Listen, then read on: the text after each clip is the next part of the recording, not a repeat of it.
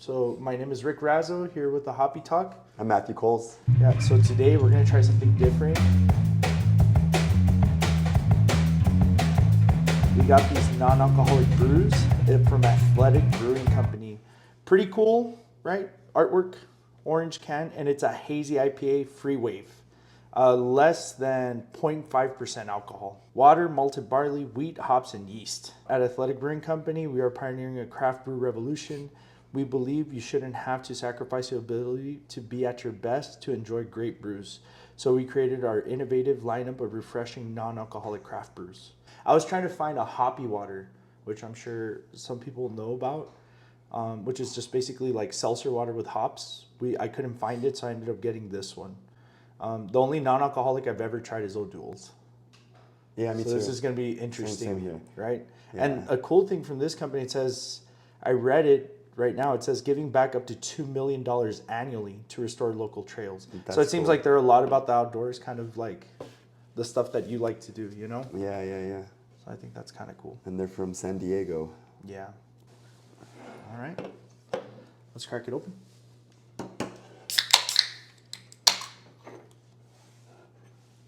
So it looks like a beer.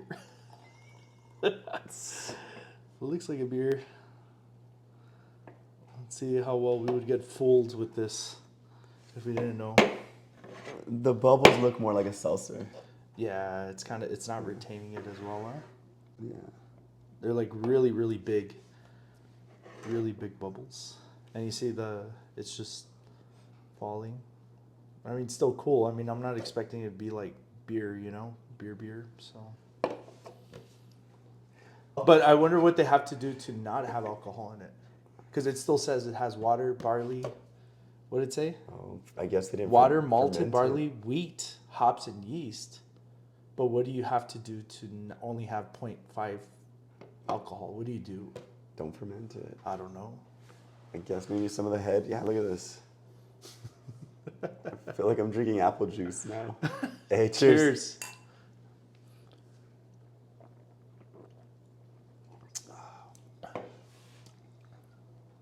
That's weird. It's kind of good. It is. It's like a seltzer beer. Oh, it's hoppy. But it's missing the seltzer bite that you like. Yeah. Yeah. It's kind of like not as carbonated. Right. It's kind of weird. Yeah, it is weird. I mean, yeast create CO2. So if you're not having fermentation, I don't know how to make this. It's like, how do you get a non-alcoholic beer? I've thought about making one, but I'm like, what's the point? All that work to like be like, here's something. You have to charge double. It's like, They're only gonna have one. yeah, these were more expensive for a 6-pack. I think it was like $15. Wow. So I don't know what you have to do. Strike 3 already. Yeah. Because like if I like the beers that I've had or made, when it's barely starting, they taste sweet. This doesn't taste sweet at all. It's bitter. It does have a little bit, almost like a mineral water, right? Like a mineral water, but bitter. I don't know. It tastes a lot like a mineral water to me.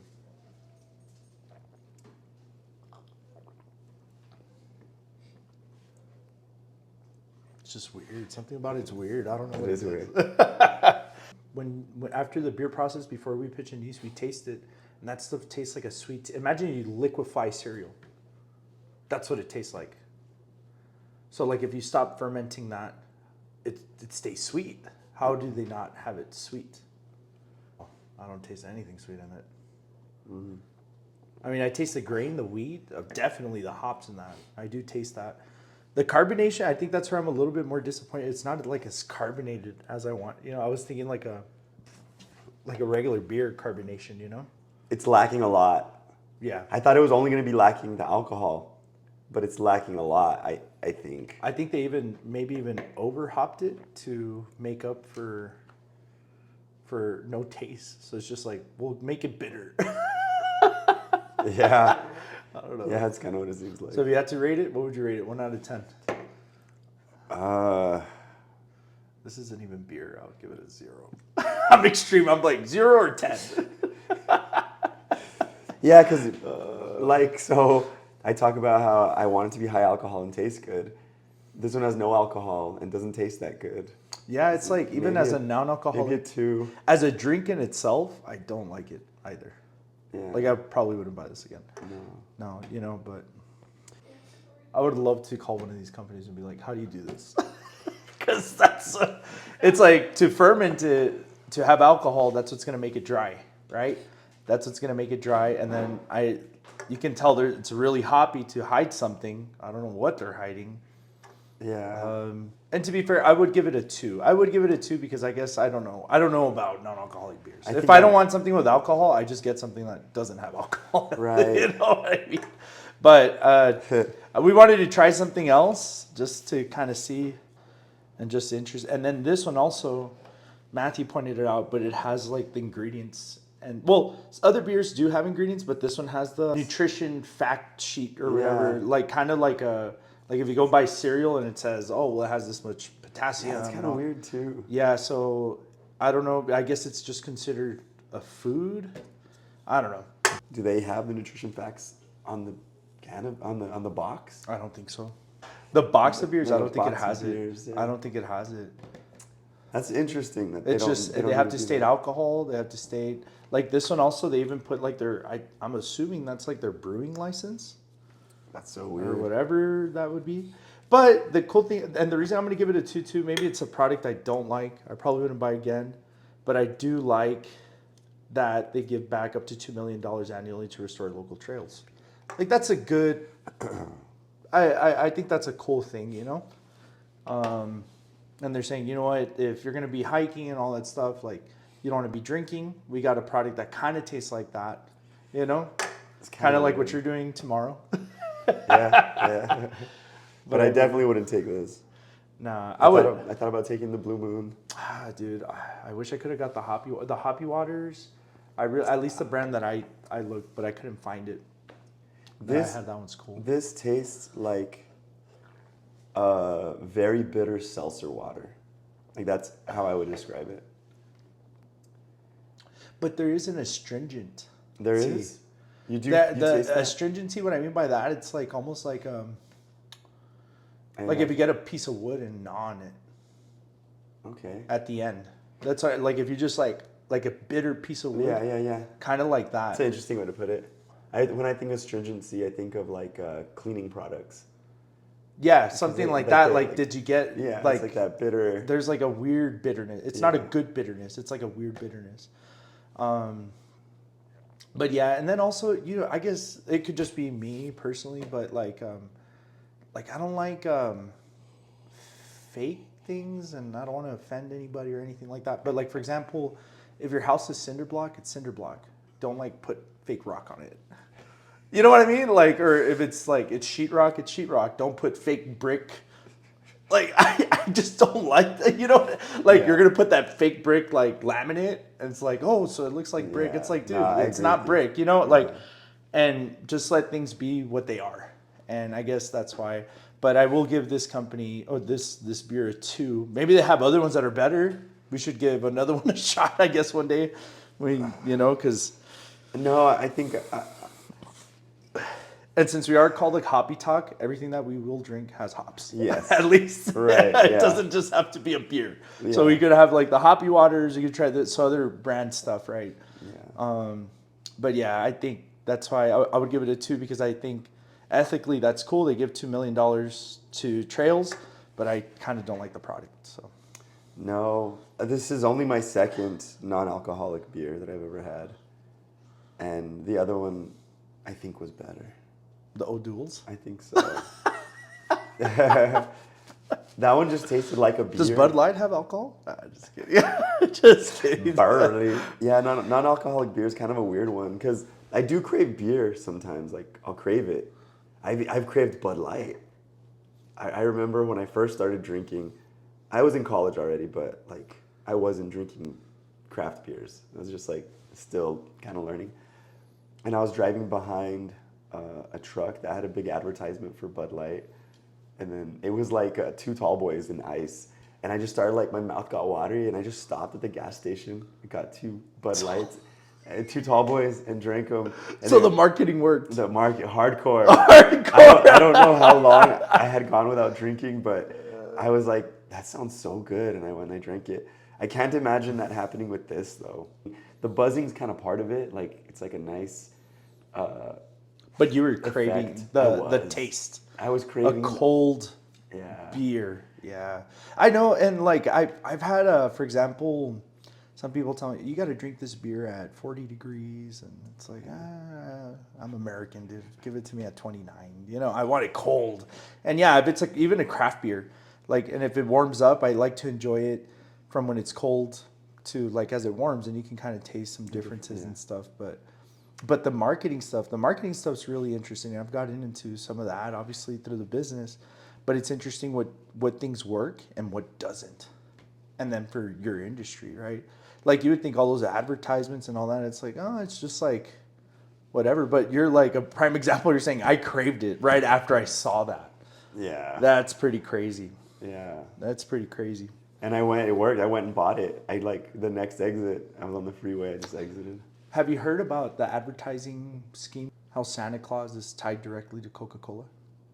No. Coca-Cola, their sales were high in the summer, and in the winter they would slump. So they're like, how can we make the sales better? So they started advertisements in the winter, and they got Kris Kringle, Saint Nick, and they created this image, Santa Claus. No. Yes. Well, And I thought it they was, made them red. They made them red and white. I thought it was Saint Nicholas. Yeah, they got a combination of a lot of things. Like if you say Saint Nicholas really fast, it's like Saint Nicholas, Saint Nicholas, Saint Nicholas. And then Santa Claus. Yeah. I guess. But it's like, they could have taken that aspect, but of the Santa Claus that we know in the Western world, like having a red nose, the North Pole, all that shenanigans, it's Coca-Cola. That's outrageous. It's pretty crazy. So it was like how they're just like, we need to make our sales go high. And if you notice in Christmas, where do you see a bunch of those you see a lot of Coca-Cola advertisements. So Santa Claus before 1930 was depicted in many ways, including a tall grunt man, an elf, or even a scary character. And then in 31, Coca-Cola hired artist Haddon Sundblom to create a new image of Santa for Christmas advertisements. So, okay. It's like very, very tied. Yeah. The Coca-Cola Santa sunburned Santa became an icon of Western culture and key part of non-religious holiday celebrations. Coca-Cola's use of Santa in its advertisements helped convince customers that Coca-Cola was a beverage to enjoy year-round, not just in the summer. I don't know the rest. So they didn't invent Santa Claus. They just invented who we see him as. As we see him as now. That's interesting. I don't know Santa Claus. Can you smell anything in this one? I do smell like hop. Really? A little bit. I don't know. I might be a little stuffy, but I don't smell. I smell something. I smell like hop or grain. This is almost like almost everything I wouldn't like in a beer. Yeah. It's kind of weird. I don't like it. I think my dad gave us all duels one time and we felt so cool. Like it was for Thanksgiving or something. Yeah, that's interesting. I'm trying to like think about what this is, like compare this to. Because I think part of what I like about IPAs, they are bitter. Because even that Stone IPA, that's like, it's 8.9% or something like that. Which is Renunciation? Renunciation, something weird. Yeah. I was about to say, that's like, when I think of Stone, I think of that beer. Me too. So that one, it might be more bitter than this, but it has a lot more things going on than just the bitter. Mm-hmm. Whereas this one, this is almost like if you tried making Sprite at home or something. And you're just like squeezing lime juice and like trying to do stuff, and you're like, oh, it kind of tastes. It kind of tastes good. It's like this kind of tastes like an IPA, but yeah, it just tastes a lot of astringency, like a wood, like a bitter wood, sharp wood flavor. Yeah. And hop. Do you want some more? Nah, dude, I'm good. So Sheila made some lemonade, but she used honey instead of sugar. and it just has this like little kind of gross flavor about it because it's not like the lemonade I'm used to. That's kind of what this reminds me of. You're right. Like you said, it's like a facade kind of. Yeah, it's like you're trying It's to like not imitate the real something that's thing. not it. And I'm Yeah. not saying like, yeah, there's just artificial, something artificial about it. I think Yeah. that's the best way I could Yeah. describe that. And then with no alcohol, it's just less, it's more of a turnoff. Yeah. It's like, at least if it tasted like crap and, you know, I felt a buzz or something, but. I wonder if you made a non-alcoholic beer, if it would sell at all. I've had some people come in asking for non-alcoholic stuff, but it's kind of rare. In other places, and like when I went to Colorado, there was more like they had a fridge full of non-alcoholic drinks. It's becoming like a thing right now. I mean, you have Topo Chicos and stuff. Yeah, I have that, but I'm saying like I think people want to look like they're drinking alcohol without actually drinking alcohol. Like, have you heard about the whole mocktail thing? Yeah. Where they make you a cocktail that has no Yeah. alcohol. That's how. When we went on the cruise, it was like $150 each for unlimited non-alcoholic drinks, or $250 each for unlimited alcoholic drinks. And so we're like, let's do the non-alcoholic. And yeah, we just decided not to. Yeah, I not to remember do it. even me, I drink. Mariah, she really doesn't. But when we went on a cruise, we kind of outweighed it. We were like, nah, like if I want to drink, it's better just to go and pay for the drink Yeah. that I get. That's what we did. Yeah. But we were getting mocktails, like you're saying, yeah. Like we were going up there. And, oh, which one did I like? There was one that was like I think it was a chocolate martini. It was freaking good. Non-alcoholic chocolate martini. Dude, it was like, yeah, it was good. They made us a bunch of different stuff. And that's how this should be. Good. I know. So I drank more in high school than I've ever drank in my life. It's so weird. Like between what, I guess like 14 and 18 or something like that. I probably didn't start drinking till my like junior year actually, but I guess like my junior year and senior year, 17, 18, I drank the most I've ever drank in my life. It's so weird because I went to college and everything, but I didn't drink as much as when I was in high school. But one of my friends, we went to his house and I think he opened his fridge. He had a fridge that just had beer in it, but I was like, oh, let's drink some beer. He's like, oh, those are non-alcoholic. They're my dad's. And I was like, let's try them. And that's the only time I've ever had no duels. Really? Yeah. My dad gave us our old duels.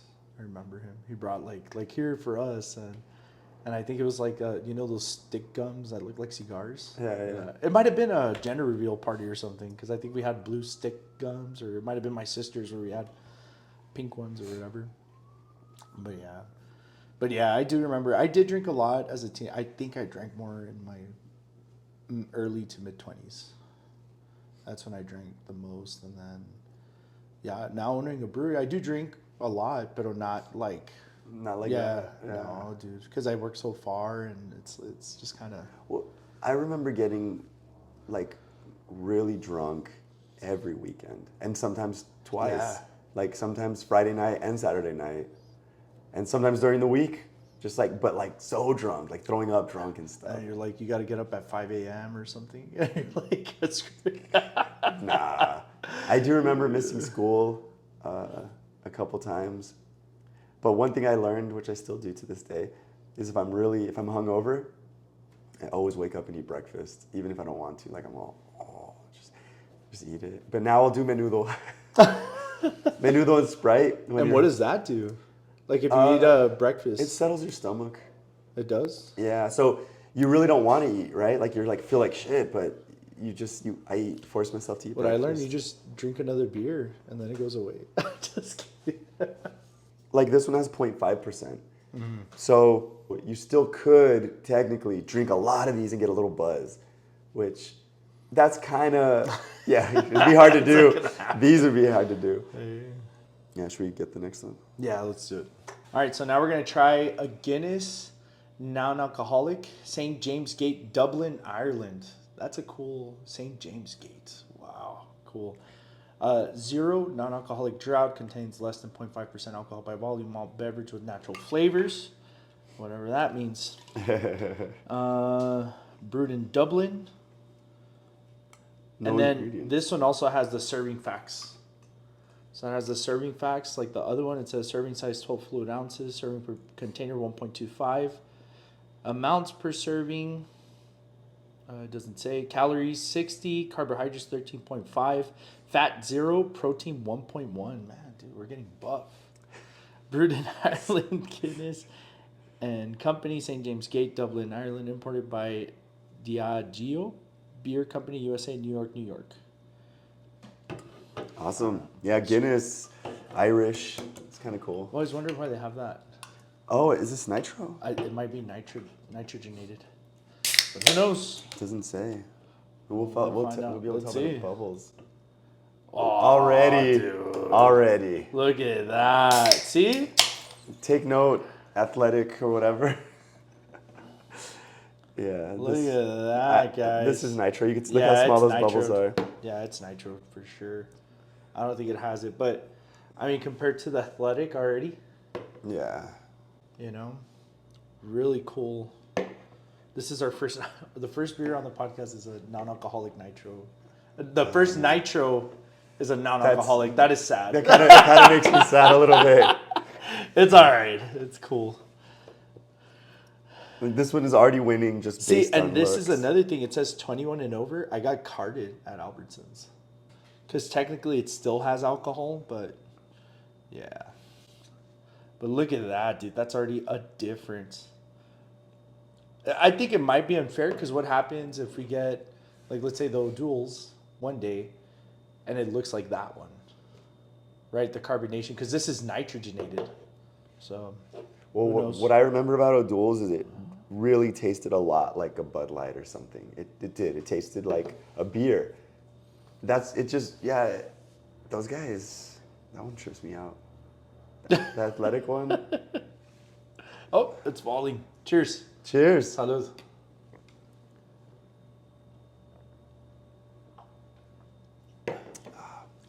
That cleaned my palate.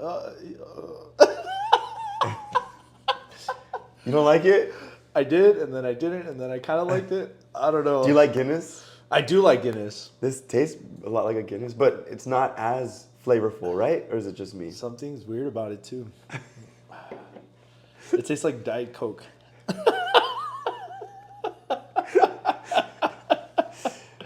Here, let's see.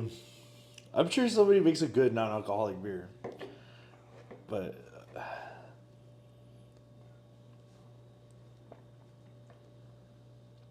could be I'm just getting surprised because I've had Guinness before and I'm thinking it tastes like Guinness. There's just like a weird flavor there. This one's pretty good. I would much rather have this one Yeah. than the other one. This one, dude, that other one tasted like a sparkling water. It did. It tasted like sparkling water, pumped full of hops. And then you're just like, oh, sparkling water. Ugh, hops. Let's see. It does look like Guinness. Yeah, they got the head right on this one. Yep. Yeah, because we were talking last time about how like alcohol kills head. Mm-hmm. So those guys, what are they doing? It's something in their process, dude. Like I'm talking about a regular beer. I don't know what you have to do that. What do you have to do? Something you shouldn't be doing. I know, it's like, and this one's nitro, so you can't tell. Yeah. If they did that process, then you know it's screwed. Let's just pump it full of nitro. So Shouldn't it say nitro on here? That's crazy. But usually when there's that ball, it's because it's nitro.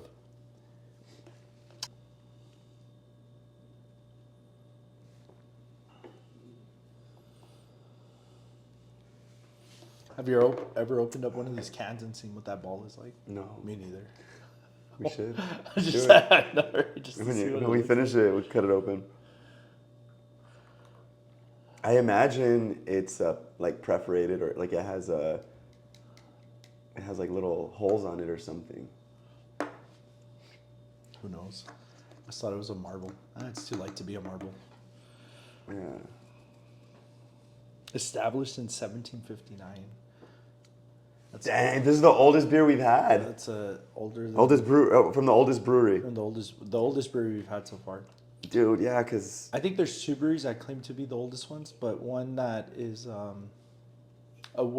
better known one, Wenstefiner. I think they were founded like in 1048 AD. originally when you're like, oh, this beer, this brewery was like started in 1990, so it's 30 years old. It's pretty old. Like that's what you were saying. Yeah. But I was like, what? Because like I thought St. Arnold's was old, but it's not. It's also like, Oh, it's a Texas brewery. yeah, it's pretty new. Yeah.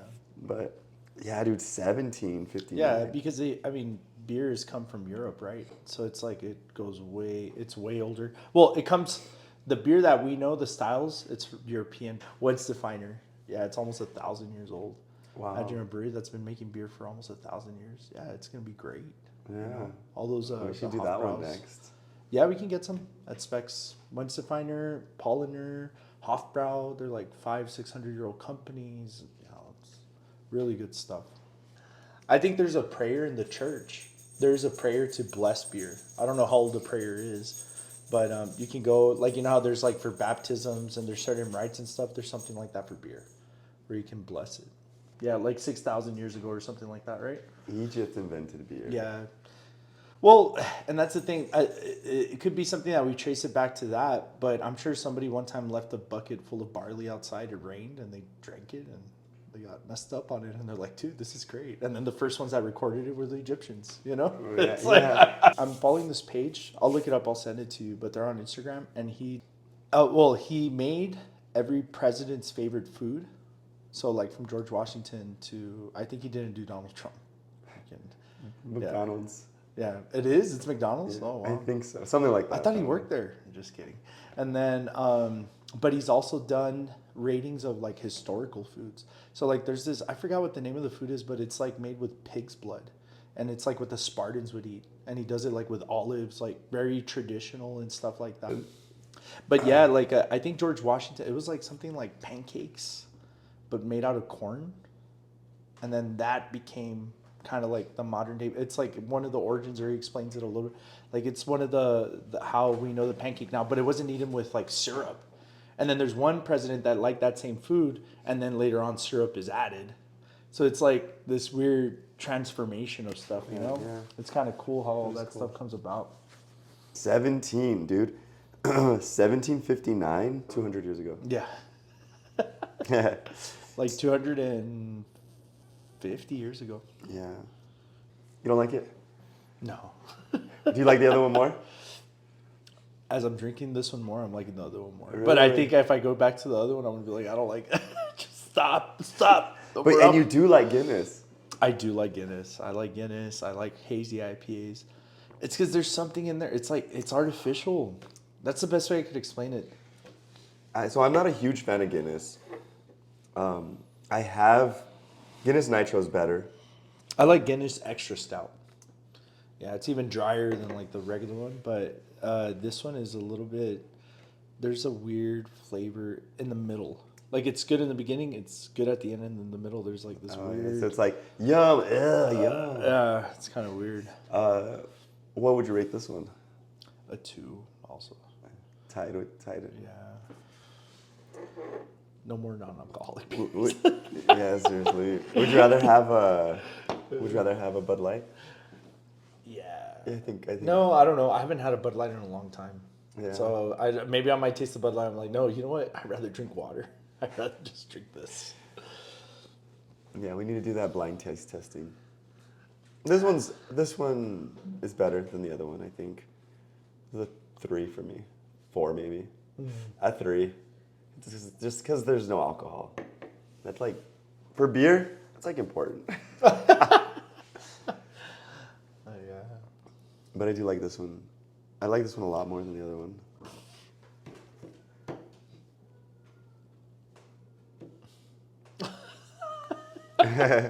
I'll be like, hey, you know what? Can we do the podcast somewhere else? I'm just kidding. Because of the ghost? Just kidding. Hey, how did the Barbie event go? We're gonna do that. Oh, it's not. It wasn't today. No. That's gonna be on the 15th of December. Okay. Yeah, so we'll have that, and Hasmin is the one that's setting it up. Okay, cool. But if you guys ever want to do anything, like I've told you guys, whatever you guys want to do, like that space is free to use. Like there's ways to make money, and mine is with beer, right? So as long as that event, there's beer purchases, which there always is, Yeah. you know. But yeah, but like this November, we're doing a lot better than last November. Yeah, the beer industry and all over, but even in El Paso, I think we've had recently like 3 breweries closed in the area Yeah. in southern New Mexico and here. It's sad, you know. You want those places to succeed because I think a lot of people say, well, it's good for competitive purposes, but it's not that. What I would like to El Paso to become, or this area, people fly in to just for breweries because I think we have such Yeah. unique flavors. Yeah. You know, like who puts chamoy on beer? You do that in California, that's sacrilege, bro. Like you don't put chamoy on craft beer. Yeah. You know, that's for like a mimosa or something. No offense to anybody who drinks mimosas, but it's like, yeah, you do something like that, or like you're adding the types of fruit that we have, like the figs, the membrillos, like stuff that we grew up with here. It's just not as common, but I think if we tune it good, and there's other breweries and people that know how to make beer, and they start their companies, I would love El Paso to be like a place, you know what, we need to hit these 10 breweries and we're going to spend 3 days here doing that. Because I mean, I've done that where I've traveled, and it's like, you know what, we're here for breweries. We're here to drink. Like, I want to try these beers. I want to try this food. I want to, you know, and El Paso just doesn't have that. And not only in the beer industry, I think that would really help. I would love tourism in El Paso. Like, my whole company is based off of historical tourism and beer, right? Yeah. I think there's so many things that El Paso has to offer, but it's really under the radar. People rather go to San Antonio, Phoenix. They go to Albuquerque. It's like, why can't you visit El Paso? They just don't know about it. Yeah, Maybe and there's then not enough things. I don't think they realize El Paso is one of the oldest cities in Texas. Yeah, it's very old. And in the United States. In the U.S., yeah. Yeah. I think it's the oldest in Texas. There's another one that claims that. I don't know if it's I don't remember the name of it.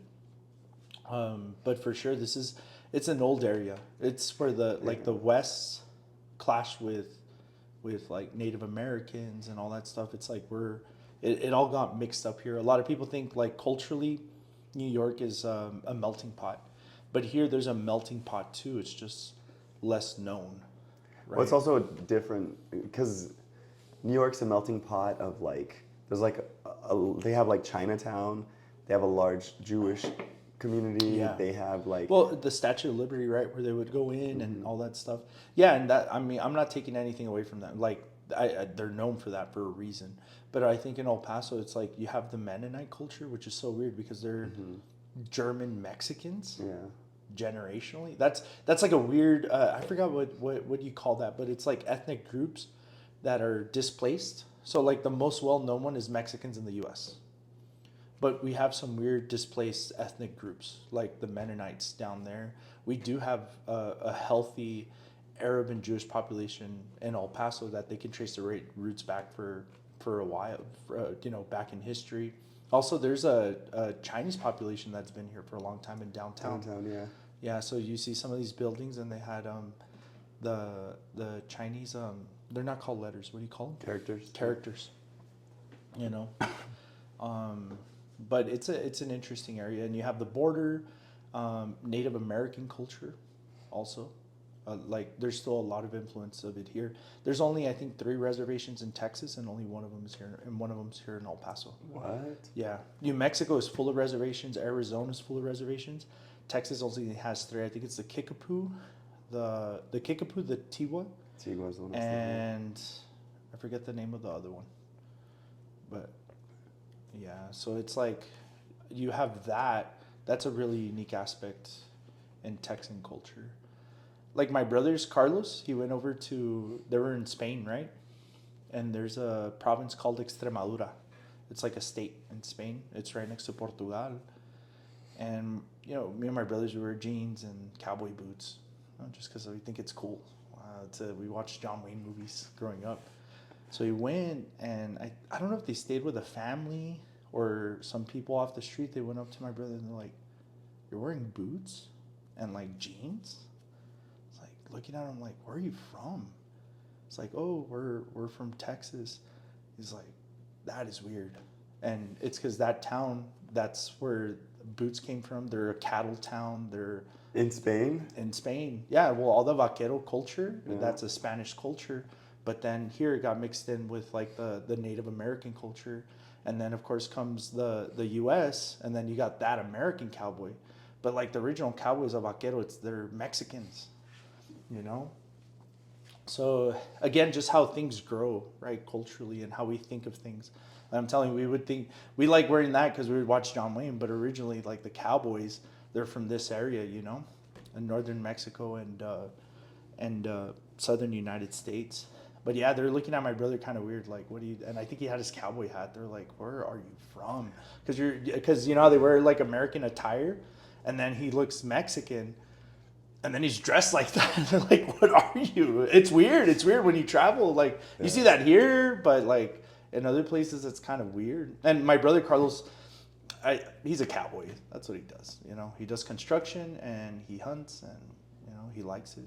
Yeah, we have weird cultures here though too. Like, there's a style and culture in Mexico that when it comes to El Paso, it's weird.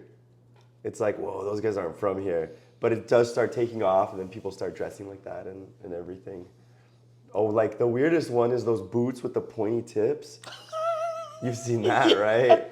Yeah, That's that a one's weird pretty style. crazy. Yeah. Yeah, that one's weird. And yeah, it's a totally different world. I remember living in Dallas, and they would group Juarez and El Paso like nothing. I was like I'm not from Juarez. And it's like, well, what do you mean? Like, yeah, it's right there. Like, aren't your family? And I'm like, dude, I'm like, no, you go over there. That's another world. Yeah. That they have their way of thinking and how they do things. And like, I know Spanish, but I've been over there where I'm like, I don't know what you're saying. Like, what do you mean? Like, you know, like they have, I don't want to say a different dialect, but they have different slang sometimes. Yeah. Oh yeah. Compared to the way I talk and stuff. So it's just different. Yeah, and I think people just want to group like, oh, you're in the border, El Paso, Juarez, same thing. It's like, no. I think we're gonna continue to change. Like you're talking about how you want this to be like a brewery city, like put El Paso on the map. But we are changing slowly. Right behind my house, I was talking to my neighbor this morning. He's like, look, do you see that bald area of land back there? And I look. We need to go hiking back there. Yeah, I know we haven't. But I've gone, me and Sheila have gone. But he's all, see that bald area of land? And I'm all, yeah. He's like, that's the new data center that they're building. So I looked it up. It's a Facebook data center. And Wow. probably the price of housing is going to go up in this area. And we're probably going to get like different kinds of people. Well, that's good for the people that are already living in this area because you bought the house at a certain rate and it's going to crank up. The taxes are going to go up. Yeah. Well, freaking El Paso's ridiculous with that. Yeah, they are. Don't even get me started on that, dude. Oh my gosh. But no, yeah, something like that, like a data center, the Amazon Center in Horizon. That's like pretty weird for El Paso, Oh, yeah. you know? No, that's not a data center though. That's the warehouse. The warehouse, yeah. And but I think a lot of these companies are moving to the state of Texas and then also to the borderland because you have access to cheaper labor and actually even like a higher quality labor in Mexico for certain things than outsourcing things to China. Mm-hmm. I think that's why a lot of companies were in California because, you know, you needed to outsource things to China. First ports are in California, right? All the chips and all that stuff. Because all that stuff is American, right? The chip, the microchip, the phones, those are American technologies, but we outsource them to other countries to make it for us. Yeah. And now it looks like we're not in really great terms with China after coronavirus. And so a lot of these companies are moving to Texas and seeing how they can outsource the labor to Mexico, which we have better ties with, you know? You want some of this one? No. I'm good. Sorry, Guinness. I really like your product. I don't like this one. Yeah, that would be interesting. I'm going to look up how to make a non-alcoholic beer. I think you could do better. Yeah. The only problem I was thinking with yours is I don't think non-alcoholic beers are going to sell that well at a brewery.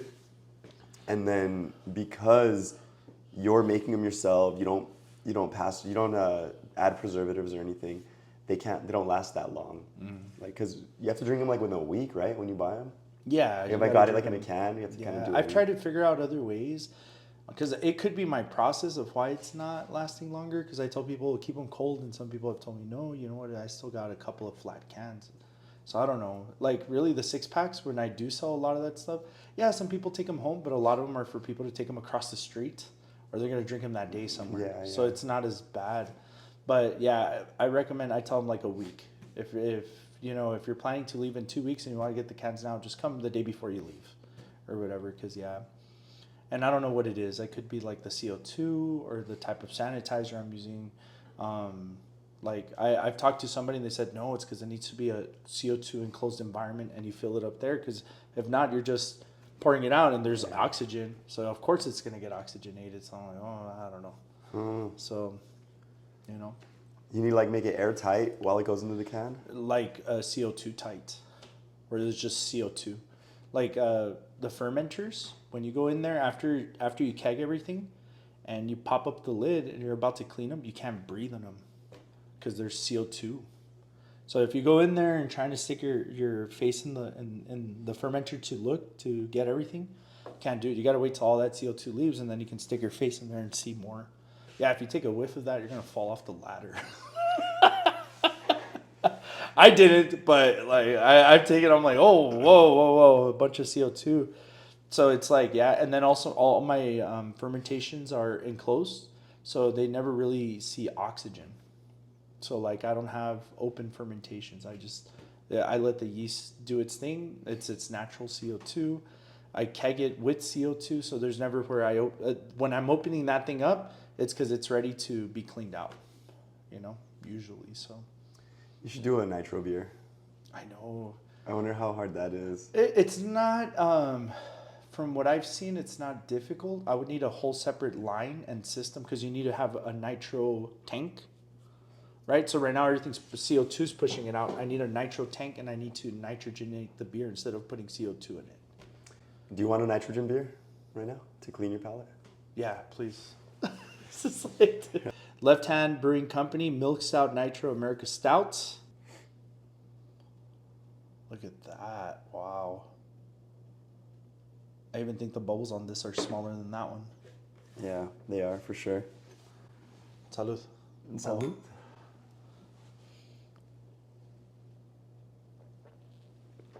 That's what you've been waiting for. That's a beer. That's a beer. Oh man, that's a beer. Wow. Yeah, I don't know if I'm gonna cringe like that with Bud Light. I As haven't much had a as Bud the other Light in one? a long time. Yeah, as much as those. There's something weird in them. I don't know what it is. Wow. That made my heart warm. I love beer, guys. I do. Well, thank you for joining us on this podcast. It was a weird one. We drank 2 non-alcoholic beers and then 1 delicious alcoholic beer. Yes. And we'll see you guys next time on the Hoppy Talk. Cheers, guys.